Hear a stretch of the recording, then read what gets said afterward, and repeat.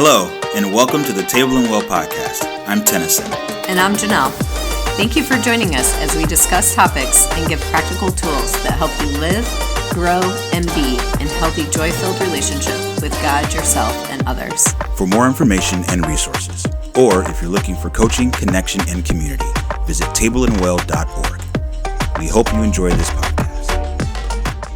Hello, and thank you for joining us today on the podcast. This is episode number 27 of season 3 of the Table and Well podcast. We are just really glad you guys are here with us today, and we are still trucking along in our series called Wisdom Keepers, the role of elders in building healthy community. And today we're going to jump into part 2 of our conversation with Chris and Jen Coursey. If you did not have an opportunity to hear last week's podcast, I really want to encourage you to do that. We really just spent some time talking about what it looks like to grow into becoming an elder. And it was just very insightful and very really good conversation. We really talked a lot about even just their personal journey on that, because they are kind of just now moving into that elder stage of maturity and what that looks like to practice into becoming an elder. Today we're going to jump back in right where we left off, and we're going to be dealing with what it looks like when elders leap from a place of fear. So I want to encourage you guys just to buckle up and to listen into this. There's some great content here. You do not want to miss this. So I'm just going to get out of the way, and we're going to jump back into this second part of our conversation with Chris and Jen Coursey. Can we try together? And I think that's a gift as well, that again, there's no arrival stage here. And so I think many people who are listening to this podcast are probably somewhere in the like, oh no, what's an elder and how do I, wait, practice? I haven't had practice. And so I just want to keep that in mind, that that how do we learn? We do it by trying. Yes. And by doing it a bit imperfectly, but it's such a courageous thing to do, and it's so needed in our communities. Yeah. And giving ourselves grace to, just again, like Jen, there's no perfect elder. And so we're give ourselves grace in the process, and and keep moving forward with it. So, so good. I like parenting. Go ahead. Yes, exactly. Right. That's for sure. I know for me, I have struggled with being a perfectionist in the past, and it still creeps in sometimes, where it's just like, well, if I can't do it perfectly, I don't want to try. If I know I'm going to fail, I'm not going to do it. Like, right. Failing is part of learning. Like that's, when our child learns to walk, we don't expect them to suddenly start running around the room. Right. Like, excited that they took a step and fell down. Right. Like, that's not failure. That's just learning, Right. Just an encouragement to those out there who maybe have that tendency like I have. Why try if you're going to mess it up? Well, because you can't learn how to do it well unless you try. Unless you try. Right. Yeah. And elders really, even for elders to know, like even when you fail, or maybe you don't handle something in a way you wanted to, even that provides opportunities to be an example. Like, how do we fail well? How do we repair? So good. Even that process really demonstrates so much goodness as elders walk that out. They're not perfect. They're gonna, they're gonna mess up and not always handle things in the way they might have wanted to. Even that is gold, because people are going to learn from their example and how they handle it. They're just, even the failures bring redemptive value into the community. Sure do. Yes. Yeah. So good, especially like you said, when it can be handled and dealt with in a really healthy way. When an elder can say, you know what, I really blew that. That's right. And I didn't do that well. This is how I wish I would have done that well. Again, it goes back to telling stories and saying, this is how, if I could go back and do it again, I'd do it like this. And so it's storytelling and owning, giving grace, and then like own your stuff, own your mistakes, and move forward. So because part of learning how to ride a bike is falling. Yep. That's right. And how to fall well, and we will fall well. That's part of being human. And that's interesting too, as you're saying that. It's like one of the things, like failure is acceptable in so many arenas. Yes. So many arenas. Riding a bike, taking the last second shot, striking out, whatever. I mean, you can pick learning how to walk, anything, learning to type, whatever it might be. But there's some spaces where, and I think relational connection, and I think a lot of it has to do with this maturity level of the people in that community or in that space, where like mistakes and failures are like game changers, end of the road type things. Game enders. Game enders, yeah. Right. When really, if we're all growing in this maturity and we're growing to have a really healthy and a safe community, then it looks more like we're able to own our mistakes and address it and have the conversations that we need to have so we can actually do this well and be relationally connected and, attach securely to each other in this process of making mistakes and growing together. Because but it's so often that it becomes this, oh, they messed up, they're out. Yeah, that's right. Yeah. And what if we just had the grace of like, we're all learning how to do this together?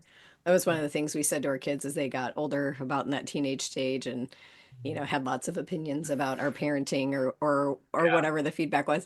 And we were honest. We were like, the challenging part is that we're learning to be parents at the same time you're learning to be kids.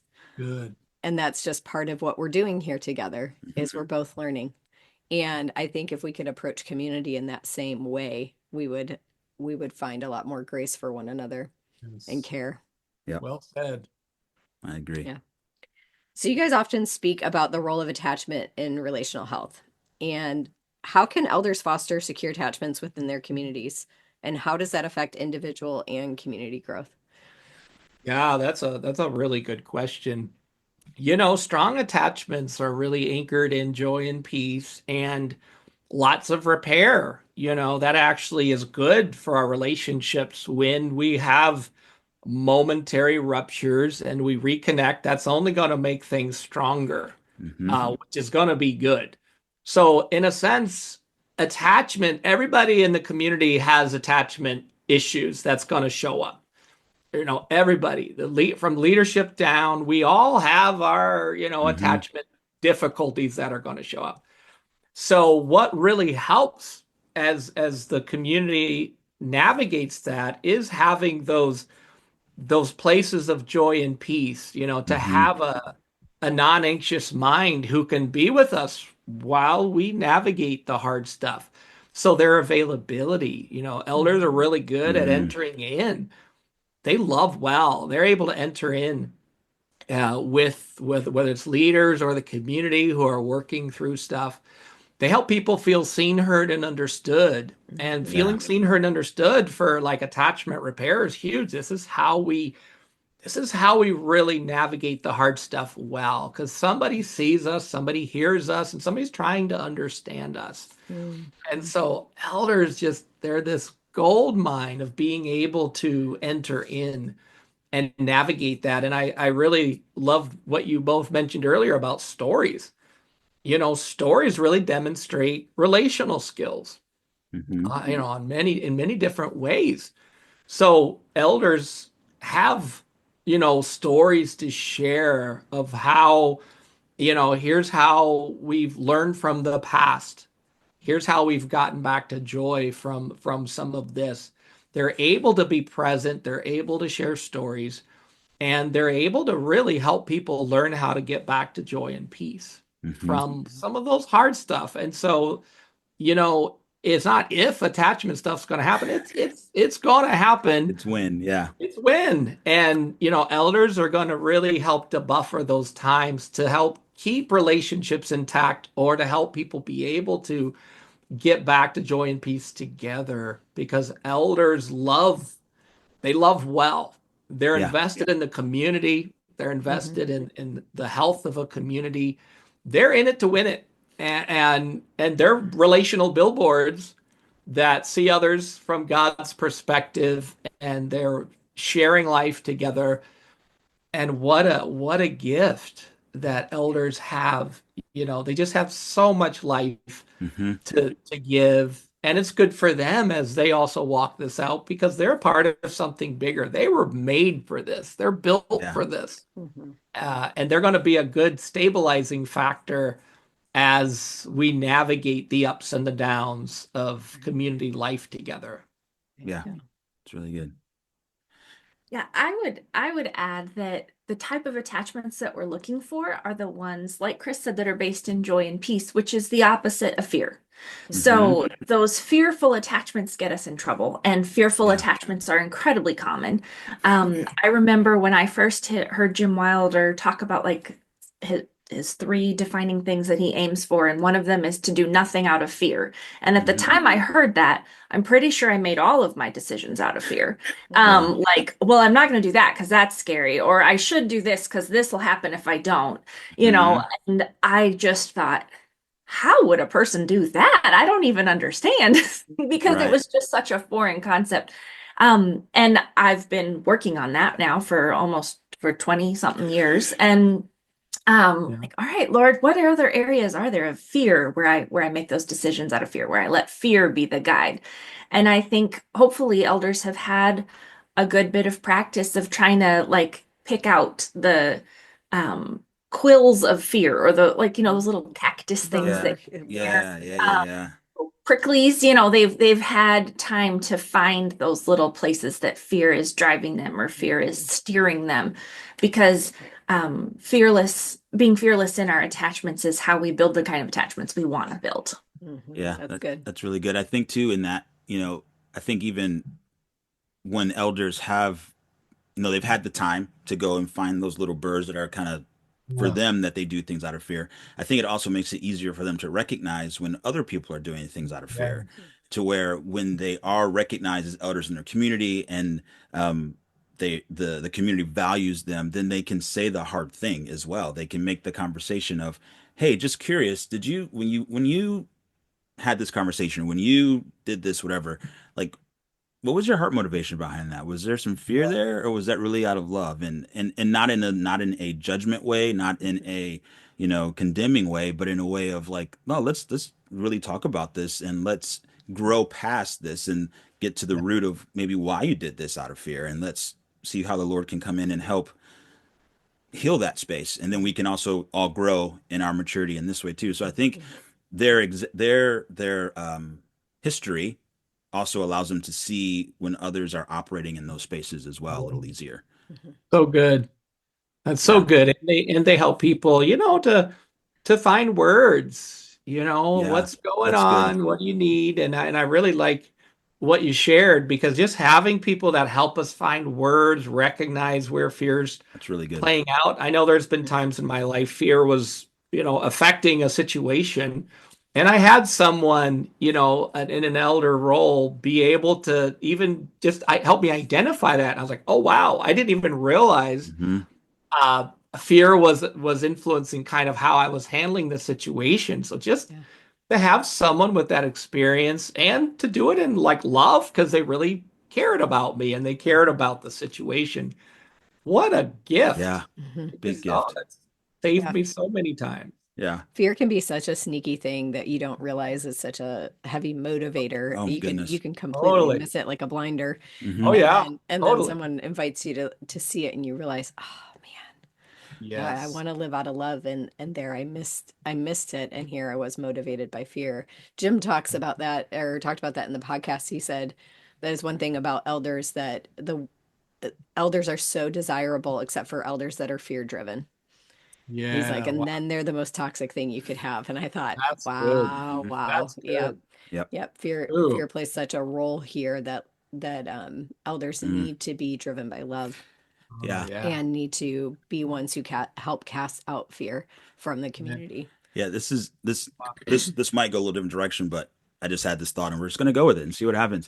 But but I think a lot of times when we are doing things out of fear, like Janelle, you said, it's the sneaky thing, because I think it's fear masquerading as love. So like, it's like, well, I love them, that's why I da da da da, or that's why I do this. And just personal experience, I can say this, like my mom, like she passed away about 8 years ago now, and after I learned a lot of these things, it's like, oh, she did a lot of things out of fear. Like we would always have conversations about God and like leading my family and all those things, but when it came down to it, it was out of fear. And she would say it every once in a while. She's like, all I want are for my kids to be in heaven with my kids and my grandkids to be in heaven with me. But that fear of us not being there Yeah. is actually what Yep. motivated her to Have the have all the conversations. conversations. And so, it was just really interesting and I think we are taught this even in church organizations and communities that are in that space where it's like, well, we have to do this because we don't want this to happen. And so it's like, or even your salvation comes from, well, you don't want to go to hell. So, let's, and so it's fear masquerading as love. And I think Yes. that's really interesting. I'm just curious. It just popped in my head. I'm like, huh, Good. yeah. Yeah, I think being able to ask yourself that question of what am I afraid of here? Yes. Because it can very much look and feel like love. I know there's parenting What am I afraid of approaches. losing? Yeah, what am I afraid Yeah. of losing? Yeah. And, Oh, yeah. That's huge. I love that. I feel what like, really matters to me and what am I yeah. fighting for? Mm-hmm. Oh, huge. I like to ask people if there was no fear in the situation, how would you handle it? Ooh, that's a good That question. fear Mm, creeps up. I love what you're saying. That's so foundational for the good stuff to grow. Yeah. And as parents, when like I know for Chris and I, we've even recently realized ways in which um we were trying to instill motivation in our kids through fear as Yeah. opposed oh to through yeah. and I mean the sad thing is we thought we were looking for it and guarding against it, and then we realized no, we were still doing it. Yeah. So ingrained. Just like one of Yeah. those, oh shoot, that really is what I was doing there. Darn it. Yeah. Yeah. And to talk about it with our kids, like, hey, we are using fear here to try to motivate you or change some behaviors. And you know what? That we don't want fear to dictate how we do that. And we apologize for the ways fear was motivating us. And then to try to find those desire driven motivations. So let's Yeah. focus on who they are and how to help them embrace who God made them to be rather than get them to stop doing this or to start doing this. It's Right. so Yeah. ingrained sometimes we don't even initially catch it. We don't. Yeah. No, and we do it to ourselves as Oh yeah. well. Like we majorly fear motivate ourselves pretty Oh much yeah. every day. If I don't Yeah. do X, then Y will Yeah. happen, and I Oh don't yeah. want that. So I hate doing X, but Yeah. I hate Y worse. And it's like, wait, Yes. Wait a minute. wait. Right. Yeah. Yeah, It's that's so good. that finding satisfaction. Like Yes. satisfaction should be Yes. what motivates us to do hard things because it's satisfying even though it's hard. But Yes. Yeah. that isn't the default for most of us. Yeah. Yeah. Yeah. Definitely Right. not us. Yeah. Yeah. Yeah. So in that, like, so when elders, see that and they catch that and they kind of go, oh, wait, I think there was some fear motivation going on in here. We talked about just building these communities of healthy attachment and secure attachment and all of that, which is built on trust and built on joy, built on love. So how can elders, when they do notice those things, begin to cultivate this community of joy and safety and trust? Because we know these are like key elements in building a healthy community. And so how can elders do that? What are some practical things elders Yeah. can do to build this community of joy, trust, and safety? Yeah, I love that. One of the big things that's good for elders to reflect on is just how do I treat weaknesses in myself and in other people? Mm, We all Mm, have weaknesses, like in our example, where a weakness was driving our fear, and initially we didn't even catch it until, mhm. many miles down the road. mhm, So how do I respond to weaknesses in myself and in other people? And mm, how does Jesus respond to my weaknesses? Or what does Jesus see in these folks that I recognize some fears driving the bus?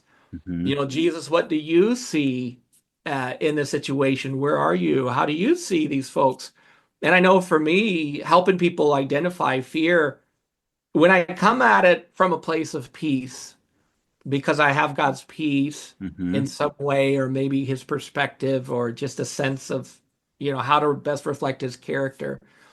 I'll tell you that tenderness to weakness really sets the stage for creating safety to look Yeah. at those fear-driven motives that might be operating there. And so bringing that compassion and that care into that situation and inviting people. Like, no, like, elders are good at using curiosity.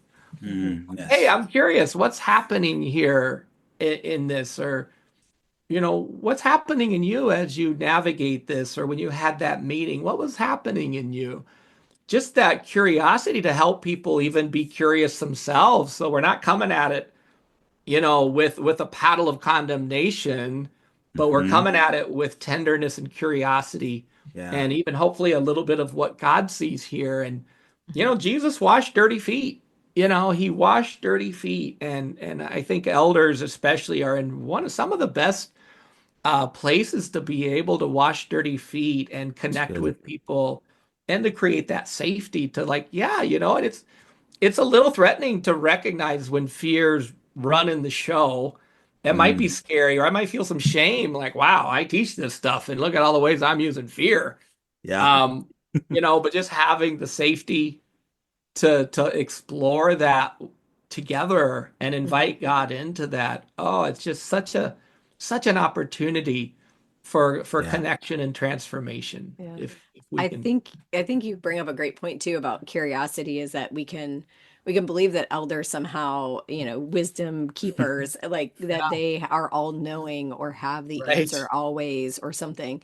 And I think a great, healthy, mature elder is one who actually gives less answers and asks more questions, and allows for that self-discovery of, I'm curious, what is this for you? Or I'm curious, how are you experiencing this? Versus saying, hey, I see this and this is what needs to be changed. It's more of inviting people into that space of growth, and not necessarily being the one who really knows all, but helps people discover with the Lord. One of the things the Lord's been talking to me a lot about lately is prioritizing curiosity over solutions. So how can we stay curious rather than aim for a solution here? So good. And just to add what you were saying earlier, and you actually did it in the midst of sharing it, which is elders sharing transparently.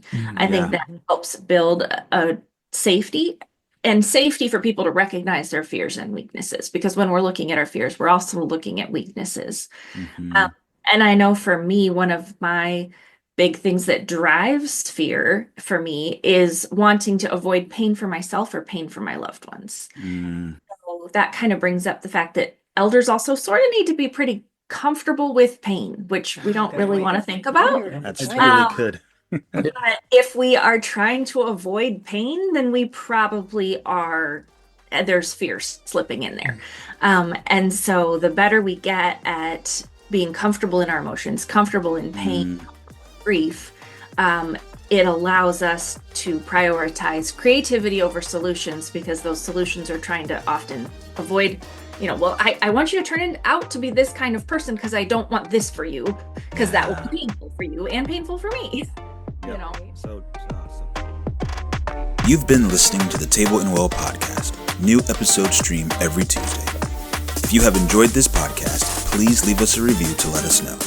Also, subscribe on your favorite listening platform to stay up to date on all things Table and Well. To learn more, start your journey, or get information on how Table and Well can help develop your community, family, or teams to be relationally healthy and authentically connected, please go to tableandwell.org/collab to schedule an interest call, or you can email us directly at known@tableandwell.org.